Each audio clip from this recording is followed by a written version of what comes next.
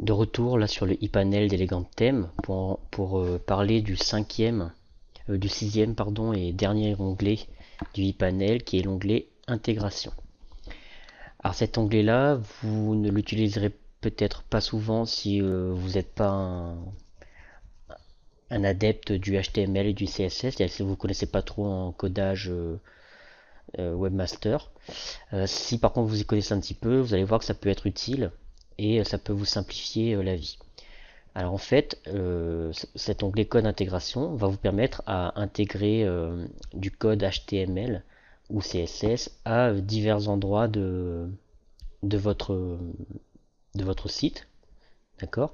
Donc vous avez le header code qui va vous permettre en fait d'entrer du code dans la balise head de chacune de vos pages.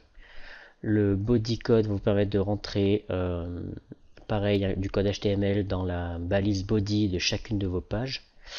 L'option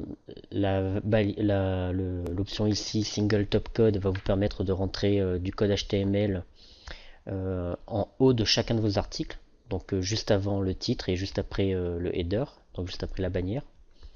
Et également ici l'option enable single bottom code qui va vous permettre de rajouter du code HTML à la fin de chaque article, juste avant les commentaires de vos articles. Alors pour vous montrer un peu mieux à quoi ça correspond, donc la partie header code, donc c'est dans le head de votre page, et en fait ce code là il n'est pas visible pour un simple visiteur, il est visible nulle part.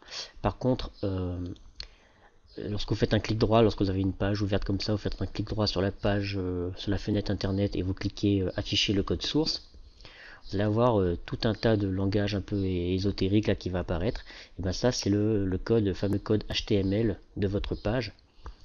Et en fait la balise, cette option qui est là, l'option entrée du code, permettre le code dans le header, en fait ça va vous permettre de rajouter du code dans cette balise là. Donc la balise head qui commence ici, qui est assez grande là pour cette page là, qui se termine à la ligne 130 je crois, j'avais vérifié, voilà ici, donc elle se ferme là, et donc quand vous allez rajouter du code ici dans la balise head, vous allez rajouter du code entre les lignes que je vous ai montré au début là et la ligne 130, donc dans la partie head. Cette partie là ça va rajouter du code dans la partie body de votre code source, donc en fait entre ici, donc après la balise body en fait qui va s'ouvrir ici et jusqu'à la fin de la balise body qui est tout en bas de la page.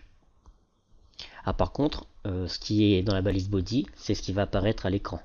D'accord, donc par exemple le menu navigation ici qui est dans le header, l'image à la une, l'article, etc. Donc tout ça, ça va apparaître dans le body.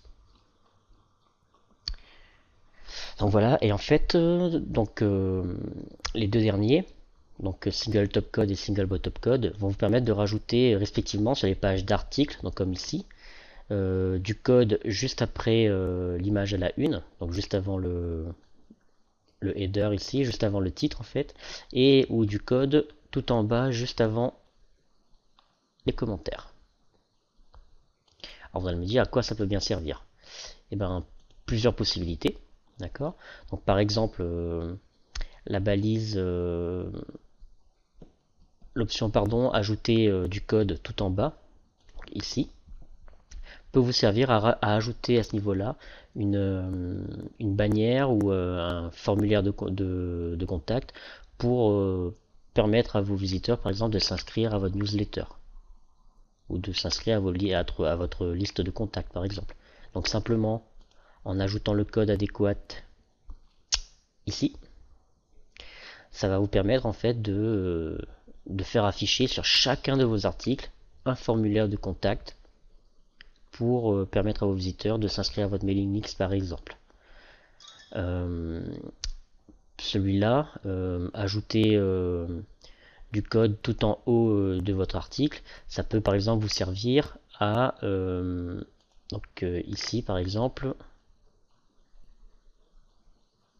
hop, juste avant l'image à la une par exemple, en dessous du bandeau rouge, mettre un bandeau publicitaire par exemple, pour faire la promotion d'un produit ou pour tout simplement gagner un petit peu d'argent avec la publicité.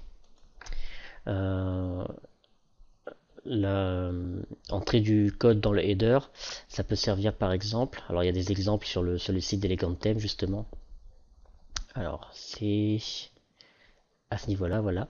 Donc en fait, ça peut servir à installer euh, un service d'analyse, de statistiques en fait des visites de votre site. Par exemple, si vous connaissez Google Analytics, c'est un service qui permet de mettre en place des statistiques sur le nombre de visites que vous avez chaque jour, etc. Et ben, il suffit d'entrer le code ici dans le header pour que vous puissiez bénéficier des statistiques sur chacune des pages de votre site. Et enfin, entrer le code dans le body, ça peut par exemple servir, comme on le parle ici là, que je retrouve, voilà, à rajouter par exemple des boutons de partage comme ici là. Si jamais votre thème n'en dispose pas, et bien simplement en ajoutant le code ici dans le body, vous allez pouvoir rajouter sur chacune de vos pages des boutons de partage par exemple. Donc là c'est 4 exemples que je vous donne, mais il peut y avoir plein d'utilisations possibles. Alors c'est une utilisation un peu avancée là du thème Divi. Je ne vais pas trop le pousser en avant dans la suite du guide, mais sachez que c'est une possibilité, que c'est très simple d'ajouter du code à différentes parties de votre site grâce à cet onglet intégration. Alors rapidement un petit mot sur le dernier onglet qui est là, qui n'est pas vraiment un onglet de réglage en fait, c'est juste un lien qui va vous permettre, si on le clique, je vais ouvrir dans un nouvel onglet, de lire la documentation du thème Divi. Alors c'est tout en anglais par contre, moi je l'ai pas mal utilisé et je m'en sers un peu d'ailleurs justement pour construire le guide gratuit que vous êtes en train de lire. Et chacune des petits articles qui sont là, chacun des petits liens qui sont là, vous amène sur une page qui vous montre par exemple les différents modules de Divi, comment utiliser le ePanel, etc. Et ce qui est très intéressant, c'est que même si vous ne maîtrisez pas très bien l'anglais, vous n'avez qu'à couper le son à la limite et regarder les images parce qu'en fait à chaque fois c'est illustré grâce à des vidéos. Voilà. Donc il vous suffit à chaque fois de regarder la petite vidéo et à la limite de couper le son si vous ne comprenez pas l'anglais et d'essayer de comprendre ce qui se passe à l'écran. Voilà. Donc voilà qui met fin à notre visite du ePanel. Nous allons dans les prochaines vidéos commencer à construire le squelette de notre site, donc avec les pages les plus importantes, les pages qu'on retrouve quasiment sur tous les blogs.